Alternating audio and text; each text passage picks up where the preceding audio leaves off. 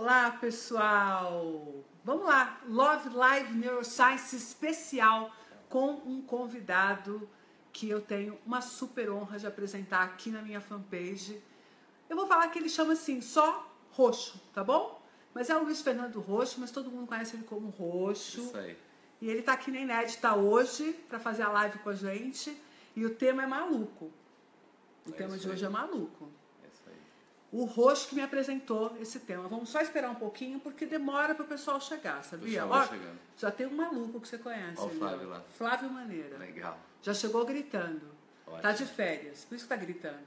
Com certeza. Né?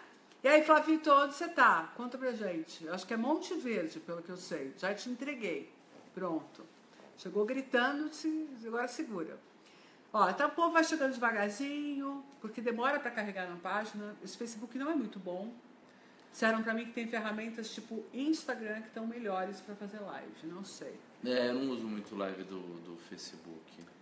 Ah, agora ele tá em casa. Por que você não veio aqui então? Ah, Fê. Sem graça. Com todo mundo. É.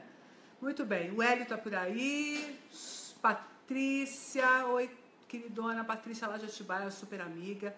O pessoal vai chegando.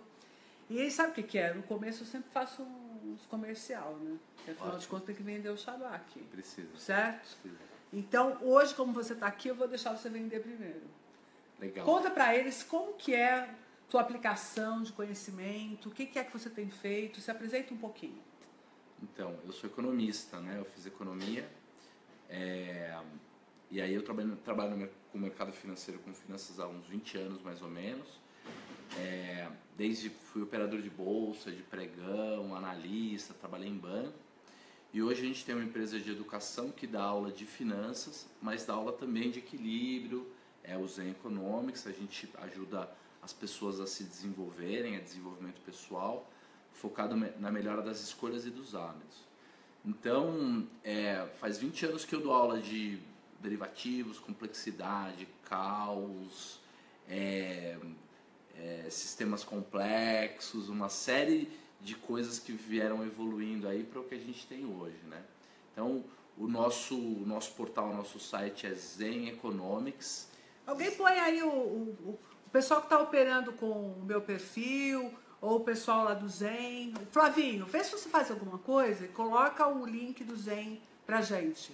Legal. Aí, ó, já entrou o canal. Isso é um canal? Na verdade, o perfil da Carla acabou de postar um vídeo meu do antifrágil, que é o assunto de hoje, que a gente vai falar daqui a pouquinho. E depois, daqui a pouquinho, a gente já posta também o site do zeneconomics.com.br, por favor. Eu conheci o Roxo por causa do Zen Economics, né? A gente tinha o Flávio como amigo em comum, que é esse maluquinho que fica entrando e saindo. Para quieto aí, Flávio.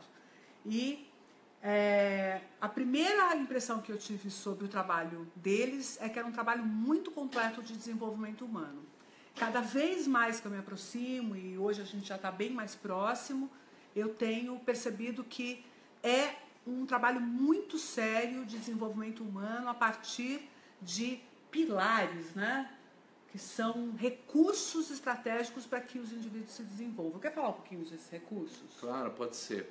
Então, a filosofia começa dizendo que a gente precisa ser feliz, mas a gente está constantemente insatisfeito. Então, como é que a gente faz para parar de sofrer, de ter insatisfação para ser feliz? Para isso, a gente foi estudar a vida e a gente chegou à conclusão que a vida é feita de eventos. Depois a gente fala sobre as escolhas, porque alguns eventos a gente pode escolher. E aí, na escolha, a gente chega nos dois tipos que são as escolhas automáticas e analíticas, que é a coisa lá do behavior, né, do Daniel Kahneman. E aí a gente chega nos hábitos e nas escolhas analíticas e a gente chegou à conclusão que existem 5 tipos de recurso diferentes que a gente precisa ter, desenvolver, balancear, equilibrar, trocar um pelo outro para poder se tornar rico de recursos, para fazer boas decisões e no final das contas conseguir ser feliz. Então a gente dividiu todos os tipos de recurso que tem no universo em 5 caixinhas, 5 tipos diferentes. Então é o dinheiro, a gente tem um viés inclusive de finanças, eu vim de finanças, a gente tem mais uns 2 ou 3 bons professores de finanças. O segundo recurso é a saúde, que inclusive nos une bastante, né? O cara que tem todo o dinheiro do mundo e que não tem saúde vai ser o cara mais rico do cemitério, né? Então a saúde é um recurso fundamental. O terceiro recurso é o conhecimento, porque inclusive para tomar uma boa decisão a gente tem que ter razão e emoção, então sem razão não dá. Uma decisão tomada só com emoção, você sabe mais que eu que dá errado. Então a gente ajuda as pessoas a melhorarem o seu conhecimento, descobrirem o que elas precisam aprender, de que maneira aprender. Inclusive a Carla que está nos ajudando muito nessa parte do conhecimento. O quarto recurso é um recurso super escasso, que só acaba, que tem uma dinâmica toda própria, que é o tempo, né? A gestão do tempo é fundamental, porque tempo é tudo que a gente tem, né? E se a gente gerenciar ele errado, vai faltar tempo. E o quinto recurso, que para a gente se tornou o pulo do gato, levou anos para a gente desenvolver essa ideia do quinto recurso, mas são os recursos emocionais, são os recursos de relacionamento, o propósito, tudo isso que é o intangível, é tudo aquilo que não são esses quatro primeiros, né? Então, o Zen Economics é isso, a gente ajuda as pessoas a evoluir através da gestão de cada um desses caras, separadamente e em conjunto. Por isso que chama Zen Economics, né? Sim. O Economics é o quadradinho, é o certinho, é fazer conta, é revisar. O nome é ótimo, né? O nome conta toda a história. Né? E o Zen é o holístico, né? O redondo, é ver a Muito coisa bom. como um todo. Bom, aí vou contar para eles qual foi o segmento da história. Porque eu estava quieta aqui no meu canto. Eu gosto de uma coisa, de uma complexidade, de uma teoria do caos. Eu gosto de quem fala das coisas fora do quadrado, todo mundo está acostumado a falar. Sei que os mecanismos simples, eu falo isso tudo quanto é curso meu. Se a explicação for simples, desconfia, porque o sistema é complexo. Ainda mais se você estiver falando de comportamento, se você estiver falando de gente, se você estiver falando de comunicação, de pessoas, de desenvolvimento humano. Se o cara falou para você, olha, vem aqui, abraça essa árvore que você vai ficar bom, desconfia. Né? Passa um fim de semana comigo no Leader Training que eu vou deixar você ótimo. Vai lá para você ver o que vai acontecer, né? A gente falava disso agora há pouco. E aí eu tô aqui quieta no meu canto, trabalhando, o Roxo veio me visitar para a gente falar do Zen Economics e ele simplesmente bota um ultimato. Ele faz o seguinte, Carla, você precisa ler um livro chamado Antifrágil, do Nassim Taleb. Escrevi Nassim Taleb, Antifrágil, fui atrás. Menino do céu, peguei o livro no e-book, baixei. Eu comecei a ler, eu falei, rapaz, como é que eu pude viver todos esses anos sem ler sobre isso? Então, já que eu só comecei agora, e para mim ainda estou maravilhada, mas foi o que eu te falei, eu vejo no conceito de antifragilidade a base para todo o entendimento de tudo que eu descobri sozinha, em neurociência, em saúde, em desenvolvimento humano, em evolução. À medida que eu fui lendo, eu falava, nossa, mas é isso, nossa, mas é isso, nossa, é isso. Então. E aí eu comecei a classificar as coisas, né? Eu comecei a classificar as coisas em frágeis, robustas e antifrágeis. Mas como eu sou iniciante no assunto, eu trouxe alguém que já está mais carimbado, né? Que já leu quantas vezes o livro? 3 vezes. 3 vezes. Porque, tipo assim, as pessoas contam quantas vezes elas leram o Antifrágil. Tem gente que já leu o quê? Umas 10. Né? Acho que não. E aí, o pessoal está, neste momento, entendendo e está na ponta de lança dessa história da antifragilidade. Né? E aí, eu trouxe o Roxo para contar para vocês, assim, por que vocês precisam conhecer esse conceito? Onde é que esse conceito promove desenvolvimento? Eu só queria me desculpar, dizer que eu não vou olhar para você quando você estiver falando, porque eu não posso ficar com o pescoço virado, porque eu ainda estou naquele processo frágil da minha coluna. Já eles vão entender por que eu estou frágil com essa coluna. Estou precisando desenvolver a antifragilidade da minha coluna. Mas conta para eles o que tem ali de mágico que faz com que todo mundo precise se apropriar desse conceito, Roxo. Com certeza. Então eu trouxe o livro, ele é um bit-seller, ele tem quase 600 e tantas páginas. O Nassim Taleb é um economista, ele é um economista libanês, ele foi radicado na Inglaterra e nos Estados Unidos, ele teve uma formação formal mesmo em Wharton e tal, e ele é um super erudito, né? Você percebeu que ele cita todo mundo e tal, e ele é um cara que veio da mesma área que eu, que são os derivativos e a complexidade do mercado financeiro, e ele veio evoluindo para essa parte mais de filosofia. Então, eu acompanho o Taleb desde 2003, e o livro é de 2011. Então, eu já o conheço de outros livros, veio acompanhando a evolução do pensamento dele, e tem um livro fundamental dele da nossa área de derivativos, que é o livro de matemática. Então, ele é um matemático. Em 2003, ele escreve o primeiro livro que tem a ver com filosofia, que é Iludidos pelo Acaso, onde ele mostra que muitas vezes você acredita que alguma coisa boa que aconteceu na sua vida foi mérito seu, e que muitas vezes é sorte. Então ele brinca sobre o acaso. É incrível, é muito legal, e é o primeiro passo para essas ideias que ele veio desenvolvendo. Em 2006 para 2007, ele escreve um livro chamado A Lógica do Cisne Negro. A Lógica do Cisne Negro é considerado um dos 20 livros mais importantes de sociologia e economia do século atual. Ele diz no Cisne Negro que vai haver uma grande ruptura econômica, começada pelos Estados Unidos, por causa dos mortgage, lá das hipotecas americanas. Isso era 2006. Antes da história um pouco toda. Antes da crise. Então ele se torna um profeta. Ele faz uma profecia e a profecia acontece.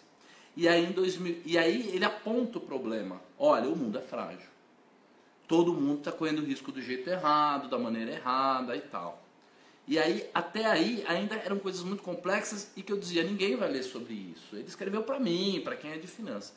E aí, em 2011, ele escreve a solução e a compreensão de por que o mundo está com um problema tão grande de fragilidade e como que a gente consegue começar a diminuir essa fragilidade e reconhecer. Então, o conceito de antifragilidade é um conceito abstrato, mas que a partir desse momento adiciona para a gente uma terceira parte do mundo e da existência que a gente não conhecia formalmente. Você conhecia na neurociência e na biologia, porque os sistemas naturais biológicos têm esse comportamento. Cada um conhece um aspecto e um pedaço disso, mas isso nunca havia sido descrito e entendido dessa maneira. Então, assim, como é que funciona a ideia? Vamos imaginar uma coisa que é frágil. Então, uma coisa que é frágil, por exemplo, uma taça de cristal. É super frágil. Ela pede para ser deixada numa cristaleira, porque coisas frágeis não gostam de ruptura, de descontinuidade, de estresse, de desafio, de barulho. É a família da turbulência, a família da volatilidade, é uma família inteira aí de coisas que fragilizam, que os sistemas frágeis não gostam. Então, o copo de cristal não gosta de sair da cristaleira. Se você precisa mandar essa taça de cristal para o seu cunhado lá no Amapá, o que você vai fazer? Vai pôr ela numa caixa chapada de papelão, vai tentar colocar um monte de isopor lá no meio, vai escrever frágil em cima em vermelho e vai mandar pelo Sedex. Com certeza vai chegar lá quebrado, porque o Sedex vai chacoalhando daqui até lá. Então isso é frágil. Não gosta de variações, não gosta de ruído, não gosta de barulho, não gosta de estresse. Se a gente perguntar para toda e qualquer pessoa o que é o inverso de alguma coisa frágil, a grande maioria das pessoas vai dizer é robusto. É forte. É forte. É resiliente. Quer dizer, é aquilo que apanha e permanece forte, igual, não se abala. Então seria um tijolo ou uma pedra. Você pega uma pedra, vai mandar lá para o seu cunhado no Amapá, põe numa caixa de papelão e escreve robusto em cima. Com certeza ela vai chegar do mesmo jeito que saiu lá. Não vai quebrar, não vai se fragilizar, mas também não vai sofrer nenhum benefício. O antifrágil não o inverso do frágil não é o robusto. Porque o inverso do menos 1 não é o 0. O inverso do menos 1 é o mais 1. É o mais 1. Então o inverso daquilo que quebra não é aquilo que fica parado, é aquilo que não quebra. É aquilo que quando vem o ruído, o barulho, o estresse, o chacoalhão, o caos, a volatilidade, ele fica mais forte.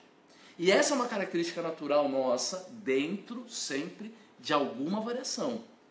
É claro que tudo em algum nível é frágil, né? Até a pedra, em algum nível, você pode quebrar ela no meio. Quer dizer, ela não é robusta.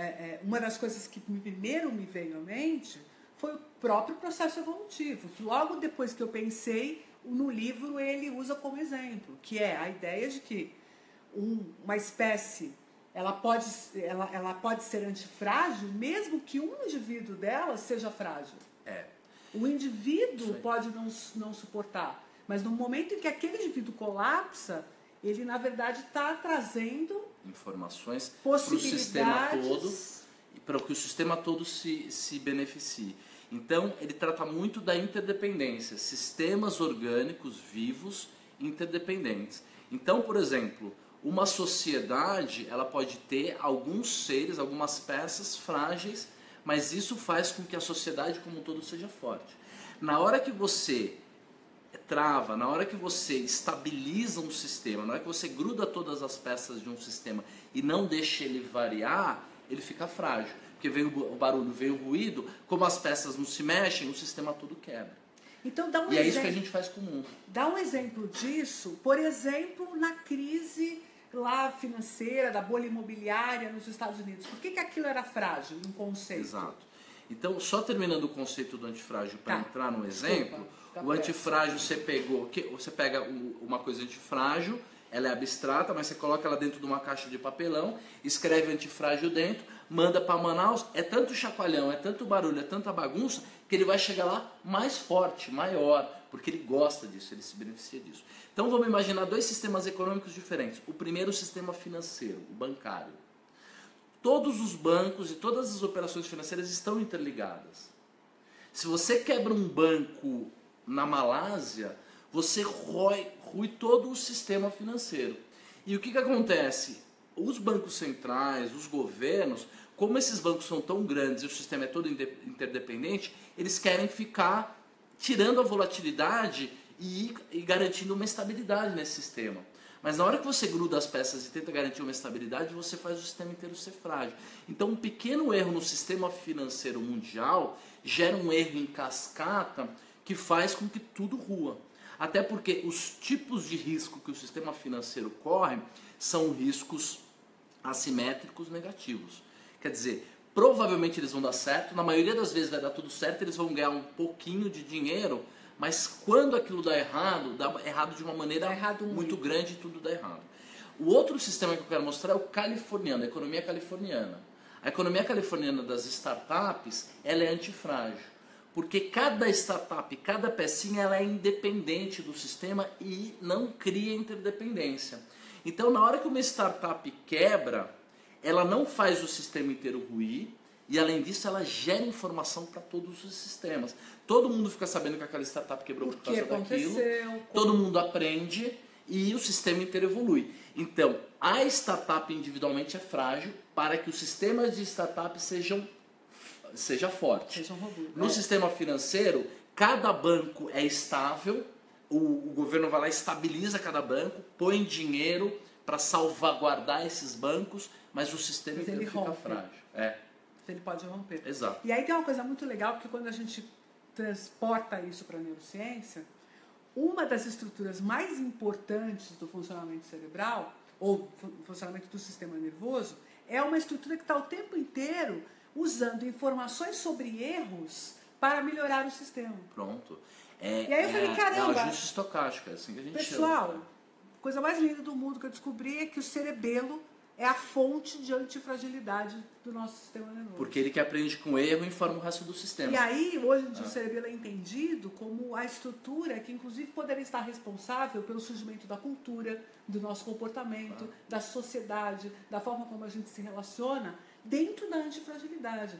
E não nas regras frágeis que algumas sociedades, especialmente ocidentais, construíram para proteger os grandes sistemas. Né? Exato. O exemplo do acidente nuclear a partir do tsunami, que ele diz assim, bom, o cara que construiu aquela usina, ele calculou para o maior risco conhecido. Mas veio um cisne negro, né?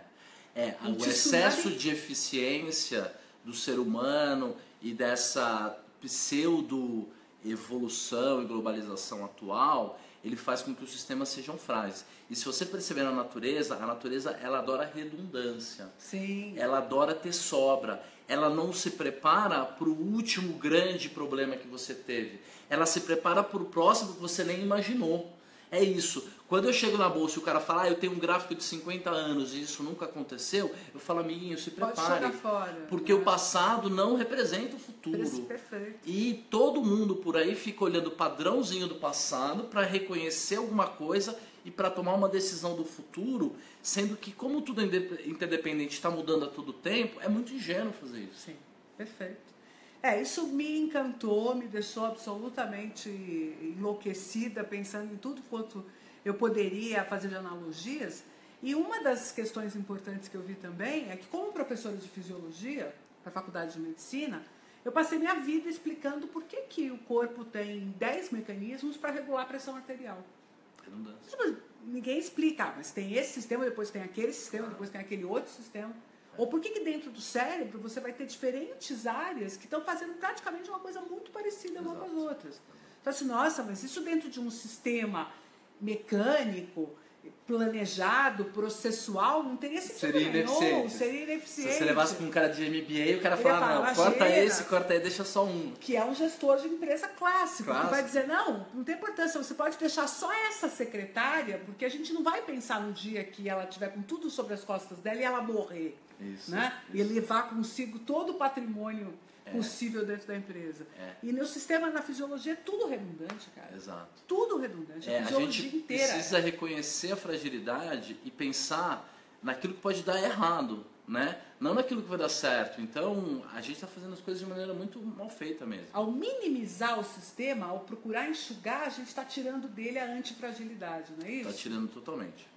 Deixando ele frágil. Ao tentar deixar a vida estável, a tentar tirar as variações. Porque existe a diferença entre um sistema antifrágil, um sistema complexo, um organismo vivo, um organismo social, por exemplo, ele é complexo. São várias coisas simples e interdependentes. Um sistema como uma máquina, como um sistema criado pelo homem, ele não é complexo, ele é complicado. Então uma máquina de lavar, por exemplo, ela é complicada. E os dois são extremamente diferentes. Por quê? Porque o sistema complexo, ele precisa de variação, ele precisa de uso, ele precisa de estresse. O estresse é a informação para ele. Na hora que você quer tentar normalizar ou você quer tentar estabilizar um sistema, dando seguro-desemprego para todo mundo, garantindo um monte de direito, você estabiliza as peças dentro do sistema, não deixa o sistema mexer e ele quebra. Porque ele não tem justamente aquela maleabilidade que você precisa para reagir à instabilidade. Que é o tipo de equilíbrio da natureza que é a homeostase. Não é o equilíbrio estático. Todo mundo tem que ganhar o mínimo de tanto, não. É uma coisa que um tipo de indústria pode ruir, quebrar aqui, e o novo tipo de indústria nasce lá, e isso faz parte da natureza. A natureza é assim, né? Exato, e não existem castas econômicas. Um indivíduo que, num dado momento, conseguiu fazer um bom negócio, conseguiu estar numa boa produtividade, ele pode estar no ano que vem no outro lado da história. Na hora que você tenta proteger a sua economia ou as suas fábricas da máquina de escrever, na verdade você está fragilizando o sistema. Você não permite que avance. E o interessante é que, como o Taleb escreve de uma maneira pessoal e são ensaios, ele trata de tudo que é assunto. Musculação, nutrição. Ele fala uma coisa ótima sobre pesos, né, para musculação. Bom, esse assunto a gente ficaria 5 horas falando aqui, porque eu amei. Mas eu queria que você fizesse uma última análise a respeito do sistema educacional. Na sua concepção, porque eu tenho a minha, mas na sua. O nosso sistema educacional, da forma como ele está posicionado hoje, ele tem algum grau de antifragilidade ou ele é absolutamente frágil? Ele é absolutamente frágil à medida que as pessoas acreditam que sabem o que os outros precisam aprender, ao invés de dar um incentivo para que a pessoa aprenda. Na hora que você pega uma criança e fala, você tem que ler este livro, uma obrigação tira o prazer. A obrigação ela é frágil, né? E o prazer, o amor, ele é antifrágil. Na hora que você tem interesse, paixão em alguma coisa, você só pensa naquilo. Então, se você dá uma biblioteca inteira para um jovem e fala assim, qual o problema que você quer resolver? Olha, isso aqui ensina isso. Você quer surfar? Tem um livro que fala sobre isso. Ele vai aprender de 1000 maneiras. Então, você não precisa obrigar que ele leia só aquilo. Você pode dar um monte de coisa e ele vai estudar por conta própria. Na hora que você obriga ele a estudar só uma coisa, você está fragilizando a educação. Até porque você está dizendo para ele o seguinte, isto é importante. Agora, quem foi que designou a importância daquele conteúdo em detrimento de outro? Exato. Nós hoje discutimos no sistema educacional qual é o conteúdo importante. Desde Quando, o no fundo, a gente não permite que as pessoas aprendam a investigar qual é o conteúdo que vai ser importante para elas na situação que elas estão. Desde o Sêneca, que é um filósofo de 2000 anos atrás, que o Taleb gosta bastante, eu também, ele já dizia isso. Eu fiquei apaixonada pelo Sêneca. Ele é ótimo. As escolas ensinam para as escolas, não para a vida. Exato. Você não aprende para viver, você aprende para passar uma prova. Para fazer prova. Para saber quais são os rios do lado direito dos Solimões. Exato. E mesmo que você abra mão, que você não fale mais dos afluentes dos Solimões, mas você resolva que você vai falar, por exemplo, sobre a história do Renascimento e tentar fazer uma coisa que seja bastante abrangente, você de novo vai estar dizendo para o indivíduo que ele precisa conhecer sobre aquilo. E não dá a liberdade para ele de dizer o seguinte, na sua opinião, o que tem aqui que pode ser fundamental para o seu desenvolvimento, ou para o desenvolvimento do que você se interessa, onde é que está o seu livre-arbítrio para se educar? Você mata o interesse, você mata a variação, você deixa todo mundo sabendo a mesma coisa. E uma criança de 6 anos, ela faz 350 perguntas por dia. Sim. Ela é uma máquina de aprender. Você não precisa ensinar para ela como ela tem que aprender. Não, só que a gente mata a curiosidade É só dela. Você jogando o interesse. Ela está interessada naquilo, você vai dando informação e ela se educa, né? Perfeito. Querido, ótimo. Nós vamos ter que falar disso de Eu novo, volto com outras vezes. mais umas 700 vezes. Ótimo. A gente tem um programa na Infomoney, todas as semanas, eu e o economista Richard Hintermann, que é um cara também que adora o Taleb. A gente tem um programa toda semana lá que se chama Os Antifrágeis. A gente vai postar lá um programa que é Educação Antifrágil. Durante meia hora a gente falou sobre esse assunto da educação. Nós vamos assistir todos agora. Ótimo. Vamos assistir todos. Amanhã nós vamos falar sobre o que é complexidade e por que a gente está fragilizando as crianças. Vai ser o assunto de amanhã, página 80 e pouco.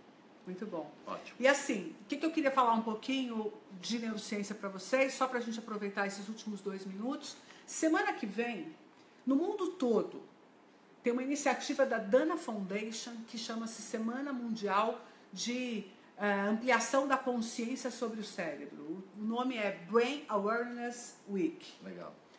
Mundo todo, está acontecendo isso no mundo todo. A gente vai participar através de um apoio a uma iniciativa da Santa Casa e da Unifesp, com palestras em escolas, com atividades em escolas e também com uma semana online aqui na Inédita. Muito legal. Então, 13, 14, 15, 16, 17 tem palestras à noite. Nós vamos falar sobre o cérebro e o tempo, nós vamos falar sobre envelhecimento saudável, nós vamos falar sobre prevenção de comportamentos de riscos na adolescência, N coisas sobre o cérebro que interessam para todo mundo, e eu convido vocês a se inscreverem grátis, famoso Vasco, tá bom? De 13 a 17 aqui na Inédita. O link já está na página da Inédita, na minha fanpage, e se alguém lembrar aí, puder coletar e copiar, Bernardo, Flávio, Érico, os caras não estão fazendo nada, podiam colar o link, né? Vamos colar. E o curso que está até dia 12, com precinho camarada, que eu não sei nem como é que eu continuo ainda tendo coragem de comercializar esse curso nesse valor, é o Neurociência para Todos. 20 vídeos, 20 minutos, com tudo de neurociência de A a Z, para qualquer pessoa, para leigo, para começar do zero, tá bom? Tá lá no site da Inédita, Neurociência para Todos, curso online. É só se inscrever, tem fórum toda semana não, a cada 15 dias eu entro e discuto 1 hora, perguntas e respostas sobre o tema daquele módulo, imperdível. Muito legal. E agora eu preciso ir embora porque tem fórum do Neurociência aplicada ao coaching, começando às 8h30. Mas, meus amores, eu trago ele de novo, pode ficar sossegado, porque ele fala sobre N coisas, entendeu? Ele fala também sobre N coisas de investimento, dinheiro, comportamento com dinheiro, etc, etc. E não se esqueçam de visitar Infomoney. Já mandamos o link do meu canal com os programas da Infomoney. É quinta-feira às 19 horas. Quinta-feira às 19 horas. E o site do Zen Economics. E Zen Economics, que é um projeto que você não pode não conhecer. Você tem que conhecer o Zen Economics. É um projeto de desenvolvimento holístico, global, completo do cidadão. E aplicação da antifragilidade na prática. Então, e eles usam o conceito de antifragilidade em toda a construção. Né? Eu vou participar de algumas coisas, mas a coisa é enorme, densa, vai para além da neurociência, do cérebro, do comportamento, tem dinheiro. Até eu preciso fazer esse curso. Isso aí. Todo mundo precisa, né? Eu também. Todo mundo tem alguma fragilidade ainda imperante. Né? Pessoal, obrigado por vocês terem vindo. Eu tenho que correr lá. Obrigada, amor. Ótimo, tudo de bom. Valeu, eu volto com certeza. Valeu, viu? Obrigadão. Tchau. Até quarta que vem. Segura. Beijo.